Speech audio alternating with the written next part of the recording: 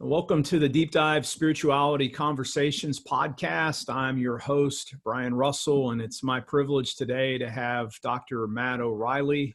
He's the lead pastor of Hope Hall United Methodist Church near Montgomery, Alabama, and he's also the director of research at Wesley Biblical Seminary and a fellow of the Center for Pastor-Theologians. Matt, thanks so much for taking time out of your day to be on my show. Yeah, it's fun. Looking forward to the conversation. And I'll have a list of all of Matt's books in the show notes. We do want to highlight his work with Seedbed, his letters to the Thesalonians that's available, along with his published dissertation, Paul and the Resurrected Body, and a shorter book, Bless the Nations, a devotional for short-term missions. Well, Matt, let's just jump right into it. You're a pastor, you're Elder United Methodist Church, and you have a PhD in biblical studies with a New Testament. Talk about the key spiritual moments or key moments in your journey that led you to pastoral ministry and then also academic biblical studies. Yeah, I'll be happy to. So I began discerning a call to ministry as a freshman in college. I was a student at Auburn University. And I think it was kind of the spring semester or winter, spring, kind of that early that year. And I just had never really considered ministry before, and all of a sudden didn't really consider anything else. And I remember I was sitting in church. It was a Sunday night church. We still had that back then. And the pastor, a guy named Walter Albritton, who's very much like a father to me and had been since I was a child. And he was preaching a sermon on trust. And I remember thinking, I could do that, you know. And my dad had passed away when I was a child, and the heavy emphasis in our home about trusting God and in that way to kind of care for us as a father to orphans and widows, things like that. And, you know, kind of the next day I was still thinking about it, and, you know, I could preach a sermon and maybe I should, you know, all of a sudden pastoral ministry was kind of the track. From the start, pretty early on, I knew I wanted to be a pastor, and I started thinking about college and majors in terms of that. But I kind of had this sense that pastoral ministry would look somewhat different for me than maybe it typically does. And I had no idea what that meant at the time, but just this sense that whatever ministry looked like for me, it would be somewhat a little bit different than what it normally looks like. And so I did the undergraduate work at Auburn. I worked as an intern at my church, ministry intern. That was a formative experience. Learned about joys and challenges with ministry. And then ended up going to Asbury Seminary for the MDiv. And it was there that I kind of really started running into, like, I had some academic inclinations. And I remember reading early on, I think it was the old Kingdom Church and World class. I don't know if they still do that, but we read one of N.T. Wright's books. Mm-hmm. Yeah. And I was blown away by, you know, here's a guy who is one of the foremost New Testament scholars in the world. He can write books that people actually understand and read and consume broadly, not just for the guild. And he's a bishop, he's a churchman, and he's been in a variety of church appointments most of his life. And that model for me jumped out significantly. And so you got a Tom right. And then I remember kind of getting introduced to the Holiness tradition and seeing people like Dennis Kinlaw, John Oswalt, and others who were really robust academically, but also preach revivals and camp meetings, right? And so I'm sort of seeing all these folks who are living in between the academic world and sort of the ministry world, and bridging the gap that exists between the two. And I knew, like, that's what I want to do. I'm not quite sure how I'll pull that off, but this is what I want to do. And then you know, the more I had that conversation with my professors at Asbury, eventually, I think Ben Witherington was the first person that said you should go do a British PhD, and think about academics as a part of your vocation. And I knew I still wanted pastoral ministry to be the chief thing, but I was pretty sure at that point I wanted some, to complete my academic training. And people would all, once I get into PhD, it was I would constantly be asked the question, what are you going to do, preach or teach? Right? And no, like everyone just assumed you had to pick one, right? Right. You can't like lead a church and do academic kinds of things. And I always wanted to say both, right? I mean, how do you choose between your children or something, right? I mean, that's kind of how it was for me. So the Lord has been kind for me to me, so that, to enable opportunities to really live in both worlds, which really drives me. I think it makes me a healthier person because it meets a variety of needs. I want to be leading a local church. I want to be doing serious theological thinking and writing. I want to help local churches be able to engage serious theological ideas, not necessarily technicalities, but the serious transformative ideas. So, for more than a decade now, that has kind of shaped, those kinds of things have shaped my approach to ministry.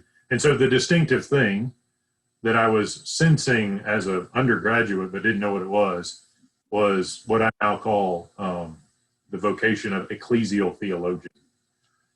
So a pastor, the term is something that we use at the Center for Pastor-Theologians, you mentioned. A church leader, a pastor with the local church as the primary social context, who also writes serious constructive theological work.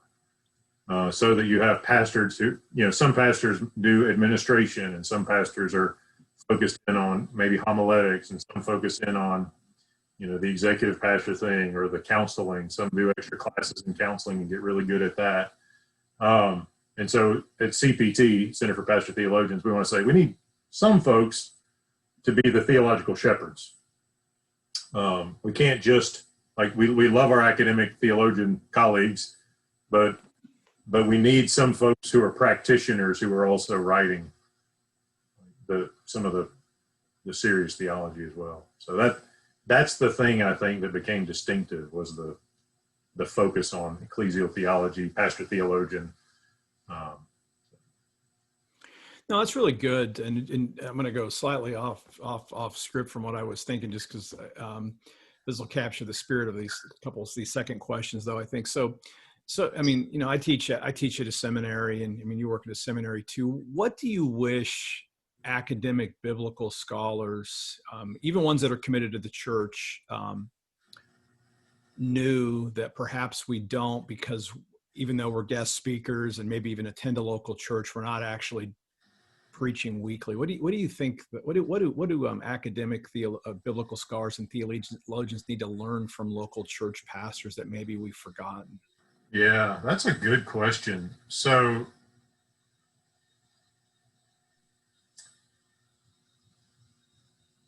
yeah, that is a good question. So I think the thing that professors can learn is, it's easy in the guild to just live in an echo chamber. Mm-hmm. And not all, let me clarify. I want to be careful here. Not all academic theologians are as susceptible to this as others. And I've got a lot of friends, faculty at Asbury. Asbury is a place where the concerns of the church stay pretty much on the front burner the whole time, pretty consistently. We try really hard, right? Yeah, I mean, that's a value, and it's really important. That's one reason my time there was spectacular, and I encourage students to go there for their master's work often. Asbury or Wesley, pick one and just go for it, right? Right. So I think that it's easy, and sometimes I go to academic conferences and I get to SBL or something, and I just think it's so far up the ivory tower that eventually something may trickle down that's helpful for the church, but no guarantees. And so I think that it's always useful, even when you're writing technical theological work. If you want to do that work in service to the church, it would be really wise to articulate, at the beginning of the project, how is this going to serve the broader church? what's the thing I'm after here? I often thought, writing a PhD while I was pastoring a local church, the whole time my PhD was on Paul's theology of resurrection. And I often thought, it's one thing to write a dissertation on resurrection in a library. It's another thing to do it right after you finish preaching a funeral, right? There's something there, and maybe it's intangible, but there's some formative element there. And so I think, you have scholars who stay really rooted in the local church. Maybe they teach Sunday school.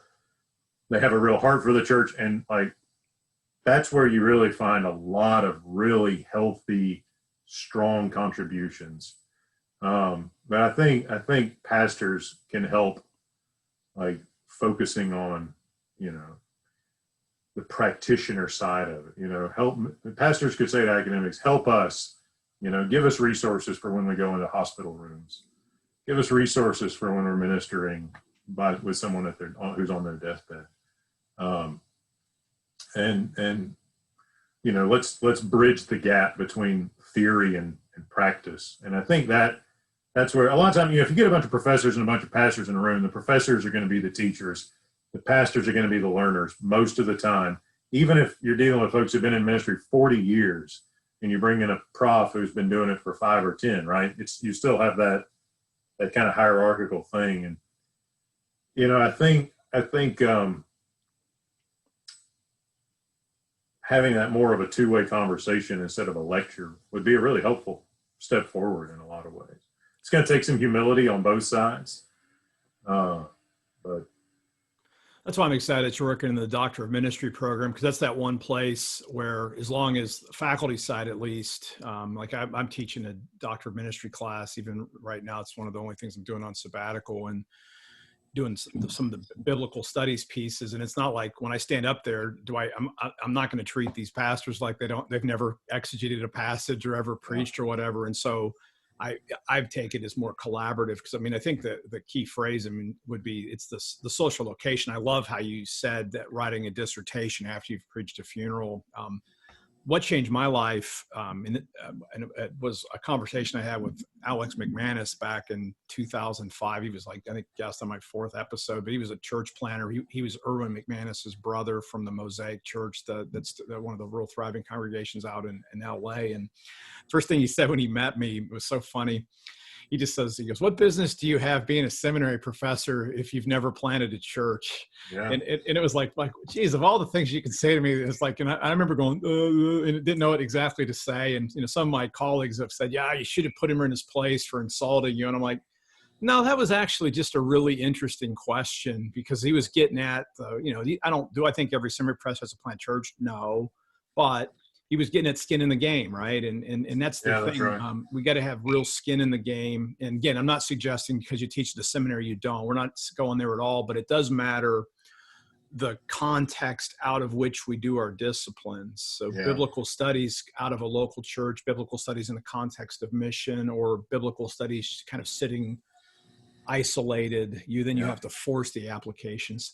Well, let's flip it and do this, because you're kind of sitting in these two places. So what do you wish pastors, what do pastors need to take more of from academic biblical studies and scholars and experts, would you say?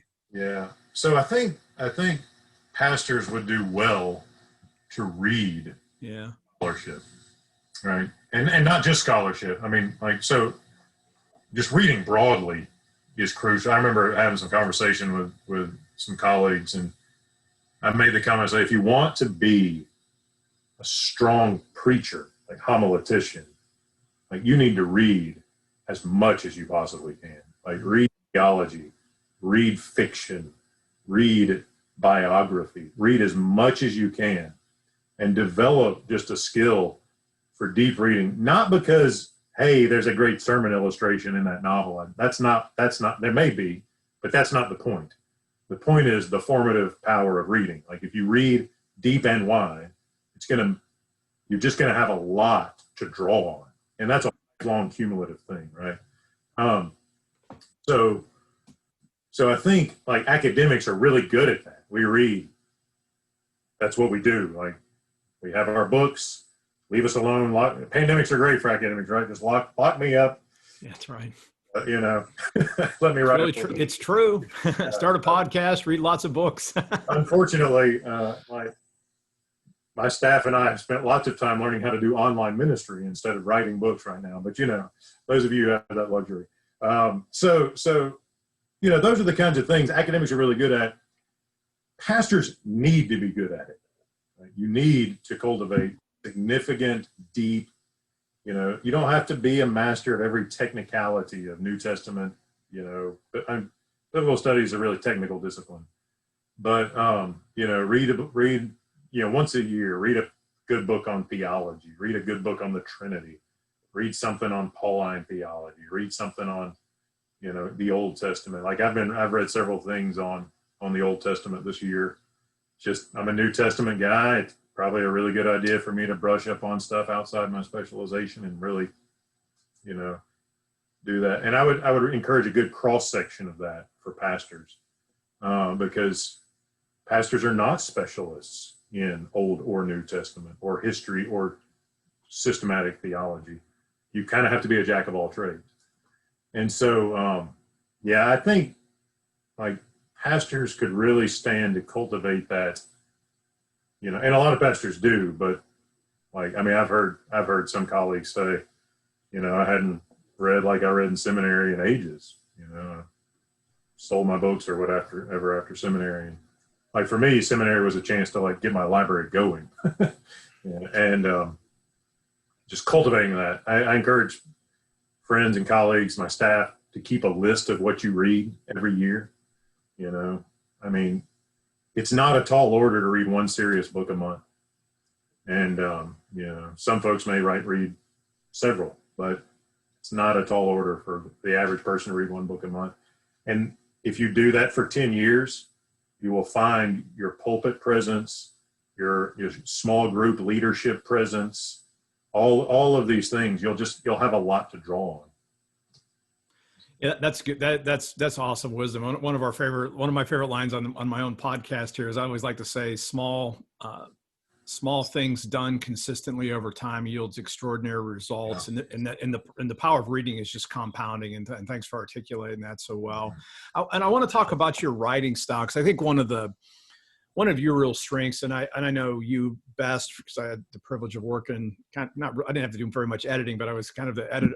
I worked with Seedbed's one book, and you did a great job on the Thessalonians volume that we did. And you know, one of my basic contribution is I try to help scholars to actually be able to write in ways that are clear, compelling, inspiring, and translate the technical stuff into words so that everybody can read it. You know, and you were one of the easiest people to work with, because you got that right off the bat and seemed to be able to do it almost instinctively. So how did you learn to communicate in ways that, again, can take the technical materials that you get from a deep dive in a PhD program in ways that connect with, you know, folks that live in Montgomery, Alabama, or people that, you know, maybe in Ohio that are reading your Seedbed volume?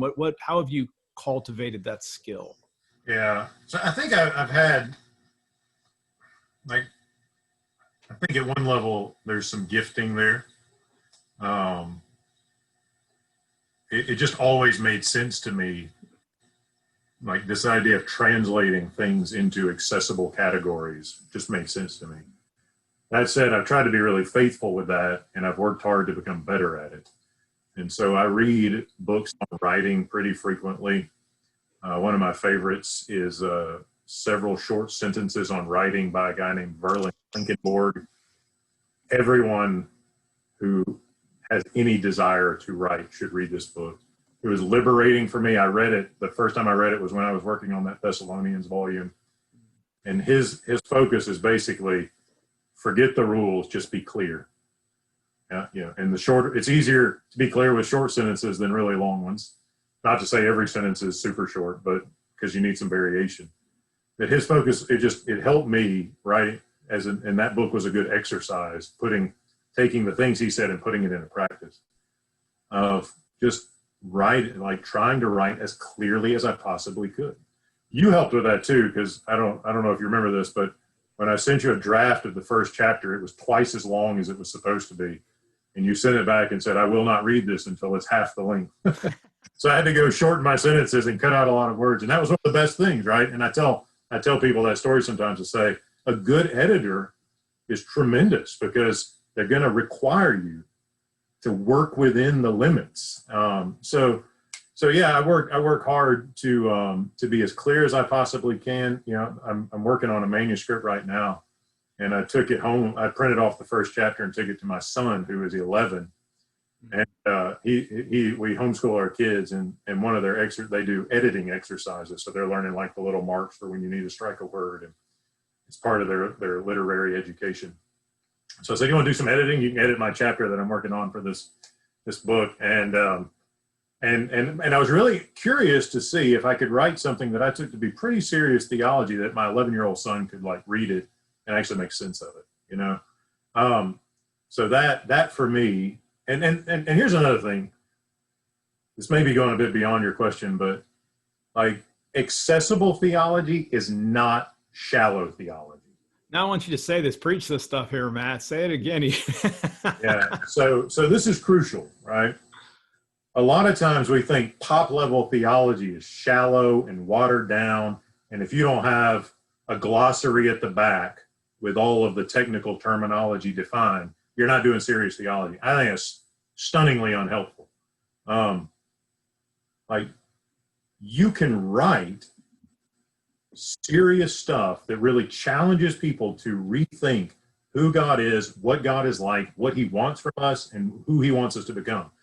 You can do that in a conversational, accessible tone and style without getting into jargon, without getting into technicalities, that people come away from it and go, wow, like I get it, and it's serious, you know? So that's really, when I'm writing, you know, it's one thing to write a dissertation. It's an academic exercise. You do what you got to do just to pass it and get it published and all that. But even in my more like heavy duty theology work, I'm trying really hard to write clearly and concisely, just as a practice. It helps. I mean, being a pastor helps because I don't carry a lot of technical jargon into the, you know, I tell my preaching students on the occasions that I teach preaching, I don't want to hear a word of Greek. I can read it. I can go look at it myself. That's fine. You need to talk about it from the pulpit. It better be really, really, really important for you to start talking about, you know, phileo and agape or something like that. I mean, it better be a serious contribution to the thing. And there's a handful of people in the pews who appreciate it. By and large, most people, I'm tuned out. I have no idea what this guy's talking about. It's not usually helpful. You can say, sometimes I'll say, you know, Paul wrote in Greek, and the sense of the Greek word that he is using here is this idea of perfect love or unconditioned self-giving love, right? The focus is on the idea, not the technical terminology, not the lexical entry. Because you throw out a word from a language nobody in your congregation can read, they're not going to be talking about that over lunch. No. Right? So finding ways to really clearly communicate the ideas is the most important thing for me. I care less about the technicalities. The transformative idea is crucial. No, that's really good. And I want to shift and talk about holiness a little bit with you. You know, you've worked on Thessalonians. I know that you mentioned you've got some other things which you can share as much as you want about some of your ongoing research. But you know, if we just start with like Thessalonians and especially like 5:23, it's one of those verses. It's one of those go-to books. If you look at a list of passages when people are trying to establish a biblical basis for holiness that they're going to point to. And so when Paul writes in 5:23 of 1 Thessalonians, may the God of peace himself sanctify you entirely. That's one of the English translations do it that way. What was Paul getting at? Yeah, so I think, you know, there's several places where sanctification language comes up in 1 Thessalonians. 1 Thessalonians 4:3, this is God's purpose for you, your sanctification. I love preaching that to college students because college students are all about what's my purpose in life. And turns out baby boomers and retired people are interested in their purpose too. But just like everyone's purpose is exactly the same. Holiness. That's all God wants from you. And if you do that, you can pretty much do whatever you want and be, doing exactly what he wants. So I think in 523, his prayer is that God will sanctify the recipients. I think entirely is a good translation. It gets at the idea. He says body, soul, and spirit. I don't have the text in front of me, but I think that's how it goes. And I don't think, a lot of times people say, look, Paul had this kind of tripartite anthropology.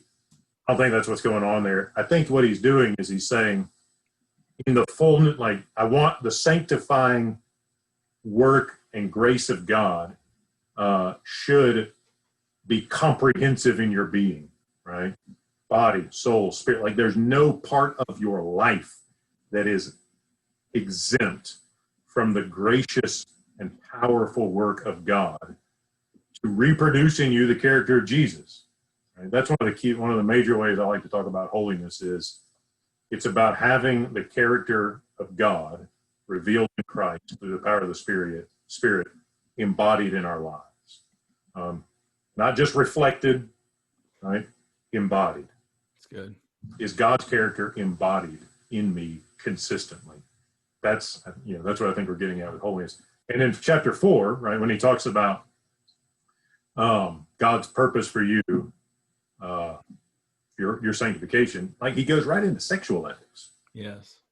Like you can't take advantage of people, right? And in the ancient world, right, men would have competitions where their sexual exploits were a matter of honor, and they would take advantage of people. And Paul's saying in the Christian community, right, the way you regard other people, the way that you treat your community members and people outside the community, like those are matters of your character. And the crucial thing is for the life of Jesus to be embodied in your relationships. So I think, I find it to be helpful when I'm talking about holiness. Wesley, perfect love for God, love for neighbor. I think I'm happy with all that. I use that language too. But this idea of embodying the character of the God who is love, right? Because then it gets down, it's a little more nitty gritty when you talk about my character and my bodily practices, my habits, right? Is the character of God being embodied in the way that I talk to my kids, right? That's a tough one sometimes. Is the character of God being embodied in my thought life, in my scholarship, right? All these, like, apply that to any area of life. In my relationships with my colleagues, when a coworker treats me in a way that's, that slants me in order to get ahead with the boss or something, is the character of God being embodied in my relationship with that person who's treated me unjustly in the workplace? Like, those are the kinds of questions I think that we need to be after. Because sometimes when we talk about holiness, I'll tell you, Brian, I run into this. When you talk about holiness in the local church, there are a range, like the semantic range of that word is stunning.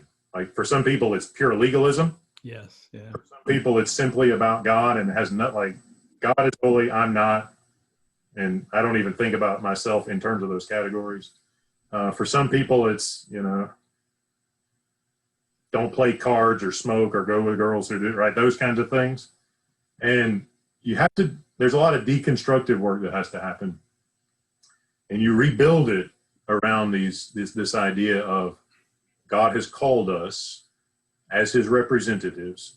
From Adam in Genesis chapter 1, you have the image of God, you're a representative of God, to Jesus in the Great Commission, I'm sending you out to the nations as my representatives, right? Canonically, Old Testament, New Testament. Crucial to that is embodying the character of God. No, that was really good, and I liked I like so many things that you said there. And before we jumped on, you were talking about you have an essay coming out on holiness and human flourishing, and I wondered one of the ways that I like to talk about holiness, and without using again, I have no problem with the word entire sanctification or holiness of heart and life, or even Christian perfection. These are all good words still, but sometimes they're confusing. I often just kind of call becoming, being sanctified, becoming the person that God created you to be. And, I root that back into Genesis 1 myself in my own work. But we were talking a little bit about how you connect it with human flourishings. And that's what I really want to get into a little bit on the deep dive, when I think about deep dive spirituality, because people are hungry for holiness again, but they don't want the list of rules or the I'm more holy than you are because I do even less things than you do, or some of the negatives, some of the baggage that unfortunately came out of in the excesses of maybe the first holiness, the holiness revival in the 18th and 19th century here in the United States. But so when you throw the flourishing piece in, how do you see that as being constructive for the 21st century?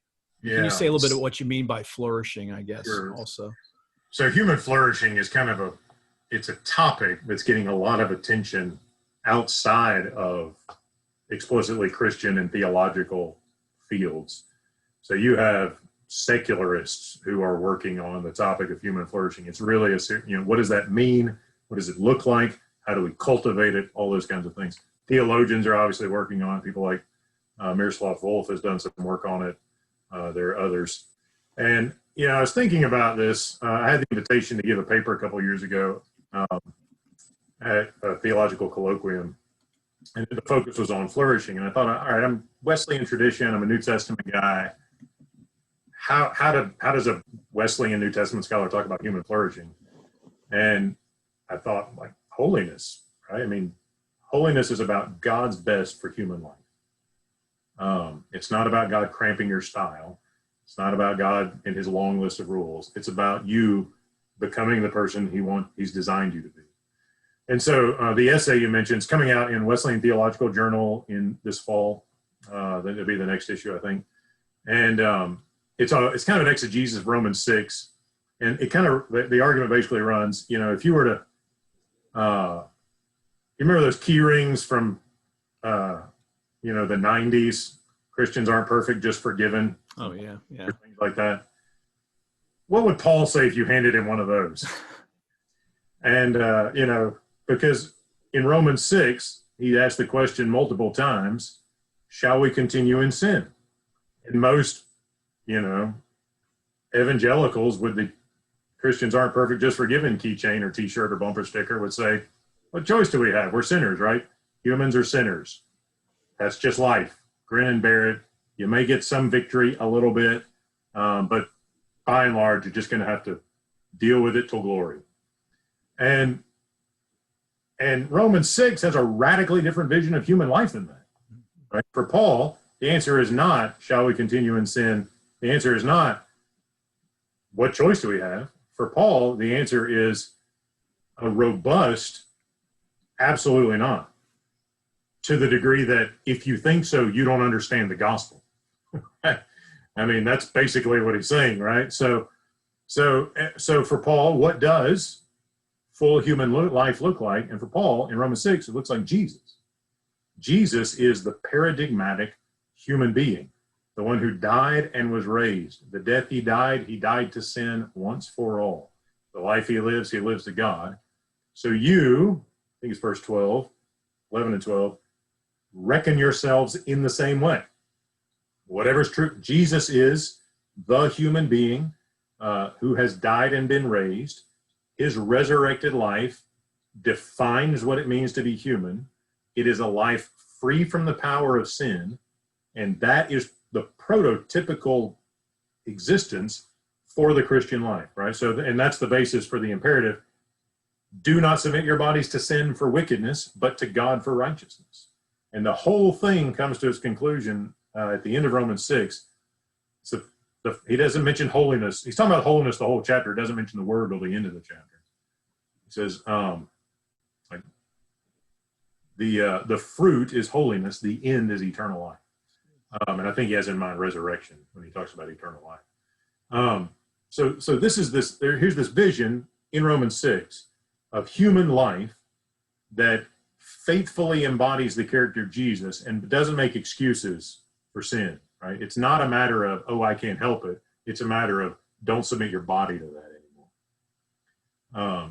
And so I think if we're going to talk about holiness, if we're going to talk about it as embodying the character of Jesus, then we need to be talking about it in terms of human flourishing. Like this is, you know, you may still be suffering. Your station in life, the conditions of your existence may not be ideal, but that doesn't mean that you can't find sufficiency, happiness even, in being conformed to the image of Christ. Paul certainly did, right? Read Philippians. You know, he's waiting on his capital trial.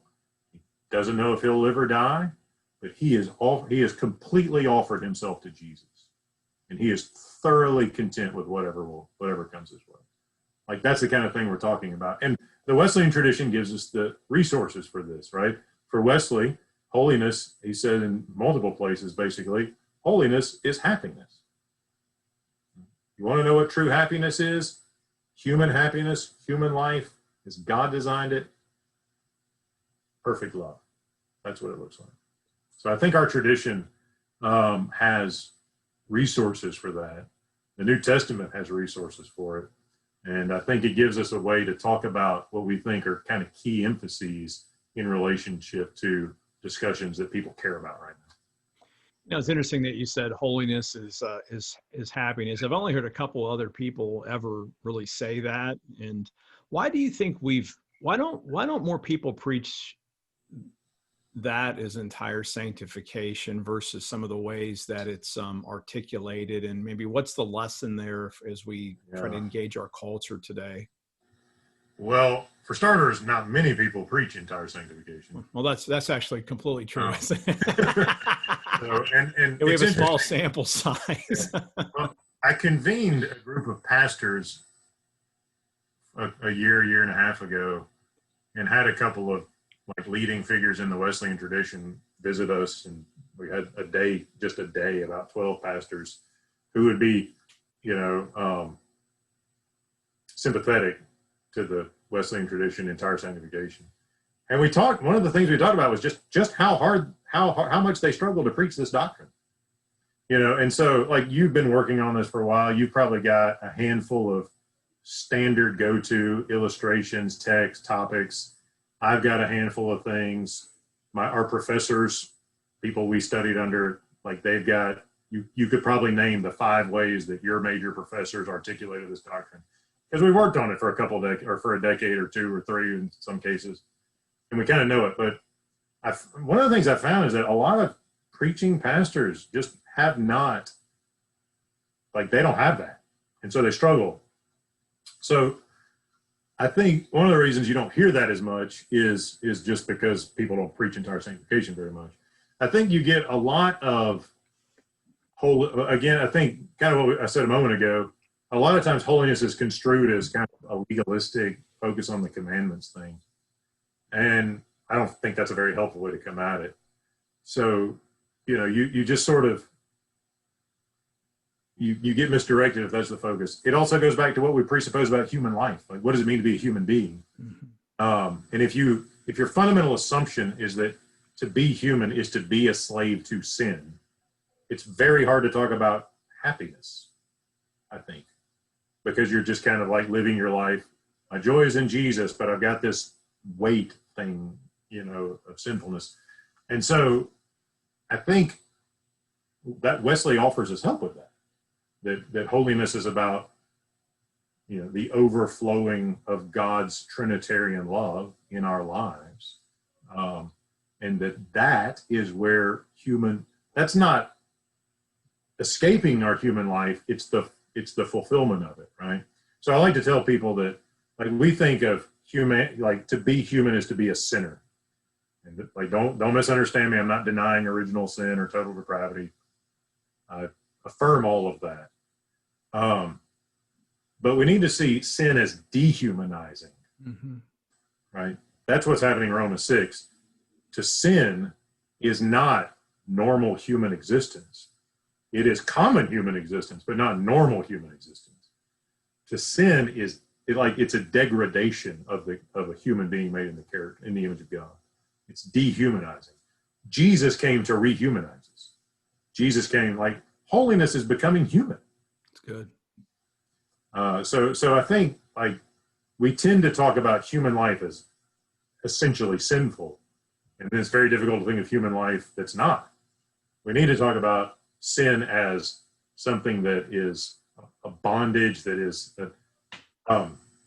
If you look at Tom McCall's new book on the doctrine of sin, actually really helpful, very technical, serious systematic theology, stunningly helpful in terms of what we mean when we talk about sinful nature.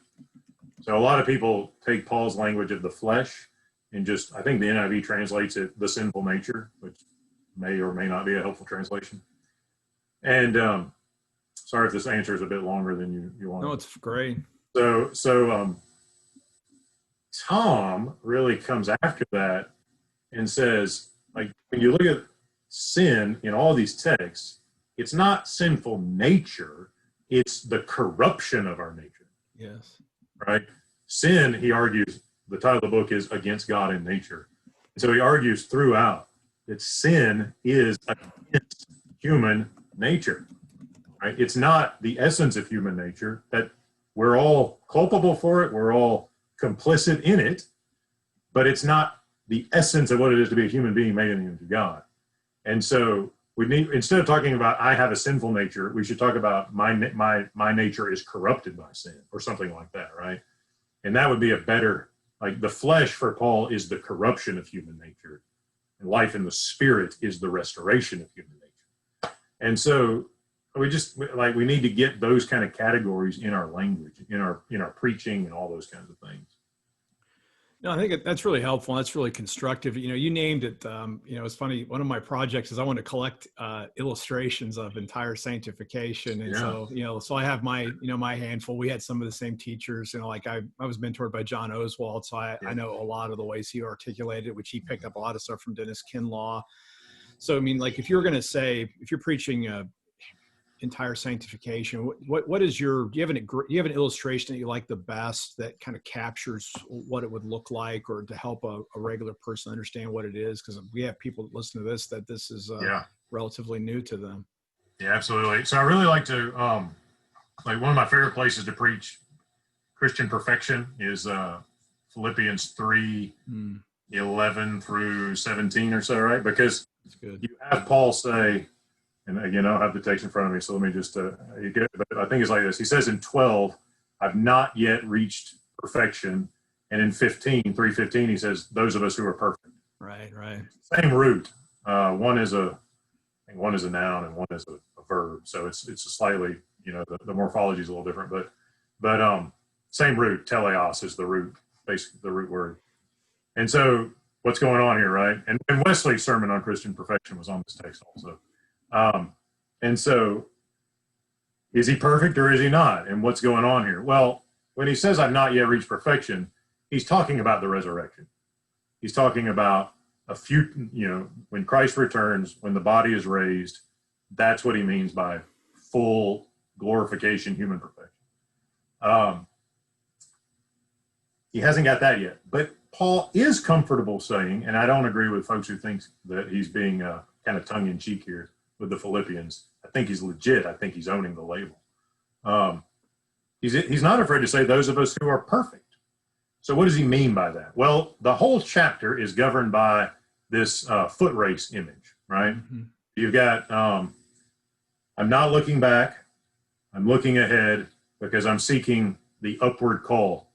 And a lot of translations render it the heavenly call. It's not a helpful way to come at it. Upward call sort of is the image of the guy who, the gold medalist stands on the top box at the end of the Olympics, and they put the honor, the medal around your neck. In the ancient world, it was a wreath on your head. That's what he's talking about, the call to come up and receive your prize from the judge after the race is over because you won. And so you get this image of Paul. He's not looking back, right, at his past life in Judaism when he persecuted the church and Jesus. He's not looking side to side, comparing himself with other Christians. Well, I don't have what that person has, or they're so much better than I am, right? Eyes are solely on Jesus, the resurrected Lord. He's face forward. He's chasing the finish line. And I have this memory, talking about how to illustrate this. This is where I'm going with this. Of, I forget, probably sometime in my adolescence. You remember Michael Johnson, the Olympic runner? Yes, yes. Amazing, right? If you're too young to remember Michael Johnson, think of Usain Bolt maybe, right? But I've got Michael Johnson in my head, right? So I remember seeing like NBC, you know, they do the promos, the Olympic promos, and the camera's kind of positioned behind the finish line. You can see the ribbon in the bottom of the frame. And Michael Johnson is running as hard as he can towards the camera, and it's in slow motion, right? So he's going, and there's sweat beads on his head, and veins are popping out of his face, and the striations of the muscles in his shoulder. You can see every striation of every muscle. And the guy, and I like to say, he is not thinking about how he came out of the blocks. I'm not looking behind me. I'm not, you know, maybe he didn't come out of the blocks well, but he's not thinking about that now. He's not looking side to side to see where the second and third place runners are, right? He's not thinking about what he's going to have for breakfast tomorrow. He's not thinking about what he's going to do when the race is over. Every ounce of his physical, emotional, psychological, muscular, like all of it, everything is focused on the ribbon that you can see fluttering at the bottom of the screen. He could not be running with any more of himself, right? He's running perfectly. Eyes on the finish line. Now, does that mean he's not going to train tomorrow? No, he'll always be training. Does that mean he doesn't think he can get better? Does that mean he's arrived as an Olympian? No, he'll always be growing. He'll always be progressing. Like the people who are the healthiest are the ones who are always paying attention to their health, right? Right. He's going to go to the weight room next week, and he's going to get out and run sprints next week. That doesn't mean he's not running perfectly right now. And so, like, that's what Paul has in mind when he talks about Christian perfection, entire sanctification. The question is, right now, in this moment, does Jesus have all of me? That's good. That's the question. We'll worry about tomorrow. Same question will apply then. But right now in this moment, does Jesus have all of me? One of my good friends who's a missionary in Uganda, Billy Coppage, his question is, the way he puts it is everything yes to Jesus? That's the only thing that matters. There's no in my heart. All is yes to him. That's good. That's all he wants. Yeah, thanks, Matt. And I'm gonna end the kind of the formal part of the interview and go into some other pieces now. But thanks for that really powerful testimony and good word there. It's good stuff. And so grateful. And those of you listening, you can go back and listen to some other episodes where we get into entire sanctification. Episode with Matthew Johnson, Andrew Thompson, Kevin Watson. Actually, there's going to be a lot, so it's one of the real themes here. But thank you. That was really robust and powerful from a New Testament perspective, and I love that. I love that illustration of running, and that's just such a great that resonates so deeply with really who we are. Wanted to talk a little bit about, just briefly about your YouTube channel, because I think one of the real gifts that you have is you have a lot of scholarship that's been translated, kind of things that we were talking about earlier. You have longer videos and shorter videos. But talk about your theology project. Again, we'll link to your YouTube channel in the show notes for those who want to find you. But what are you trying to do with that project, Matt? Yeah, happy to. It has a lot to do with it helps me learn to articulate things better by creating something for publication, whether it's written or video. Several years ago, I had the chance to do some 7-minute seminaries for Seedbed, and finally it hit me that I didn't have to travel to Wilmore. I could pull out my cell phone and shoot 7-minute videos and put them on my own YouTube channel. So that's good. Grateful for the chance to do that. And since the pandemic's been out, we've been producing a ton of video content for the church and those kinds of things. So yeah, I think it's just, technology has created platforms. 10, 15 years ago, it was blogging. Everybody had a blog. I had a blog. And now it's kind of moved more. Video is so prominent. Anybody can shoot high quality video on their cell phone. And kind of where with the platform, YouTube is more of a platform now. I don't know what the next one will be. I don't think video is going anywhere. But yeah, it's a chance to more clearly articulate things myself. It's a chance to hopefully provide some good resources, and just kind of flood the world with as much what I hope is helpful material as possible. People have questions about these things. I mean, people have questions about God. They have questions about hope. They have questions about what the future is like. People need help thinking about these kinds of questions, and and kind of living in that ecclesial theologian model where, do we have some folks who are kind of embracing the vocation of theological shepherding more broadly, so very much in the local church, but there are also platforms to do that more widely. So Theology Project .online is my website, and then youtube.com/Theology Project online is just it's kind of an online home for me where I can put my material and maybe a few people will find it helpful. Well, thanks for doing that. And if you were going to, you have a whole bunch of books behind you, which of course you do, but if you were going to cut your list down to just say 2 or 3 books outside of the Bible itself that have really shaped you deeply, and maybe you suggest those to others, what would those 2 or 3 books be, Matt? Yeah, that's a good question. I almost want to say 2 or 3 authors, but I'll 2 or 3 books. Maybe I'll do both. That's good. So A Plain Account of Christian Perfection by John Wesley. Good. I've read it several times. I read it with a group of college students a couple of years ago, and their thing was like, why has nobody ever shown us this before? This is wow, like it really resonated with them. And so here's this 18th century Anglican priest writing books on entire sanctification, and you've got 20-year-olds in North America in the 21st century going, where's this been all my life, right? So Plain Account of Christian Perfection is stunningly helpful, very formative for me. C.S. Lewis has been big. I just finished rereading the Narnian, the whole series. I read it with my daughter this year. That's good. With my oldest son a couple of years ago. I read it myself a couple of times. Those books, especially Lion, the Witch, and the Wardrobe, Magician's Nephew, Lewis has the ability with his fiction to do things that those of us who write nonfiction long to be able to do, right? So for example, right, you hear Paul say things like, note the kindness and severity of God. And I've yet to come across an academic or ecclesial theology textbook kind of thing or monograph that really helps me understand, note, the kindness and severity of God together, right? You know who helps him best with that? Aslan. Aslan is the literary embodiment for me of the kindness and severity of God. There are moments where he weeps with the characters, and there are moments where he scars them. And you love him in every moment. And so Lewis, in his fiction, gives us these stunning, theologically powerful images of what God is like.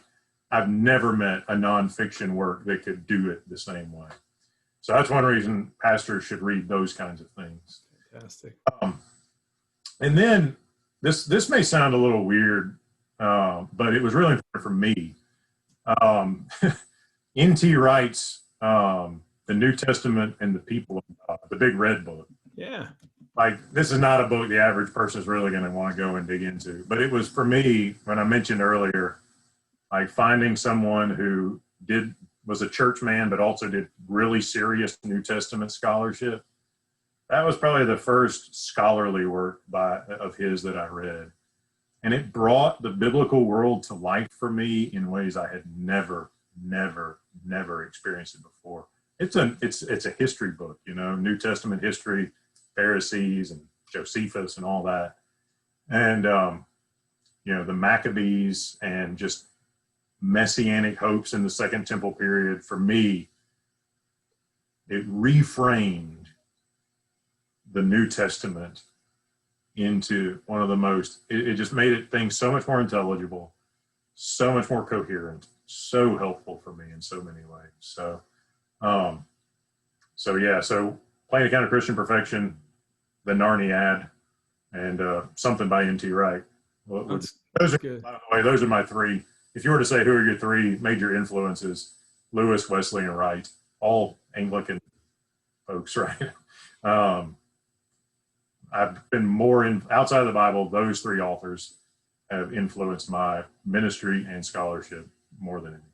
Well, fantastic. And last question. I mean, you're very busy, you do lots of stuff. You're a pastor, you're teaching, you're mentoring, you're doing videos. What keeps you grounded? What is your kind of weekly or daily rhythms look like that keep you like Matthew or Michael Johnson going for the finish line? Yeah. So I think I can answer that question in two ways. Number one, I mean, I try to get up pretty early most mornings, 5-ish, to read, scripture and theology or whatever else I may be working on. Sometimes I may read a D-Min prospectus. Sometimes I may work on a sermon, but I try to have a couple hours before the house gets noisy. Because people are always asking me, like, how do you do all this different stuff? I get up at 5 o'clock in the morning and work before my kids wake up. And it's always rough when they get up early and it's harder to do it. So yeah, so I get up early and I go. I used to work really well late at night, seminary, PhD. I'm 40 now and I really can't.